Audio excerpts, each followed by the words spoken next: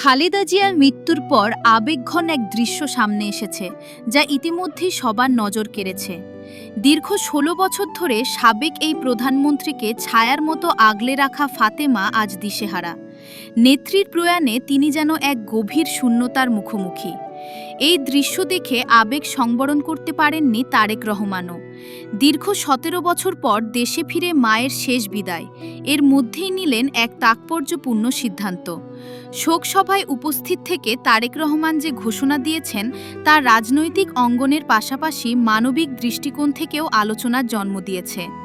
বিভিন্ন সূত্রে জানা গেছে, ফাতেমার ভবিষ্যৎ নিরাপত্তা ও জীবনযাপনের সম্পূর্ণ দায়ভার গ্রহণ করেছে জিয়া পরিবার। একটি আবাসিক ফ্ল্যাটসহ তার বাকি জীবনের দায়িত্ব নেওয়ার বিষয়টি ইতিমধ্যেই আলোচনায় এসেছে।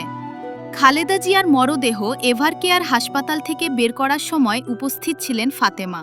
নেত্রীর পাশে দাঁড়িয়ে কান্নায় ভেঙে পড়া এই মানুষটি দীর্ঘদিন ধরে নীরবে দায়িত্ব পালন করে গেছেন। সেই মুহূর্তে তারেক রহমান স্পষ্টভাবে জানান, ফাতেমা কোনো কর্মচারী নন, তিনি পরিবারের সদস্য। ৩০ ডিসেম্বর দেশে ফেরার পরপরই তারেক রহমান হাসপাতালে গিয়ে ফাতেমার সঙ্গে কথা বলেন। মায়ের চিকিৎসা ও সেবায় ফাতেমার ত্যাগ সম্পর্কে তিনি অবগত ছিলেন বলেও জানান সংশ্লিষ্টরা। খালেদা জিয়ার মৃত্যুর পর ফাতেমার মানসিক ও সামাজিক নিরাপত্তা নিশ্চিত করতে তিনি ব্যক্তিগতভাবে উদ্যোগ নেন। সবচেয়ে আলোচিত সিদ্ধান্ত হল রাজধানীর একটি নিরাপদ ও অভিজাত এলাকায় ফাতেমার জন্য একটি ফ্ল্যাট বরাদ্দের নির্দেশ।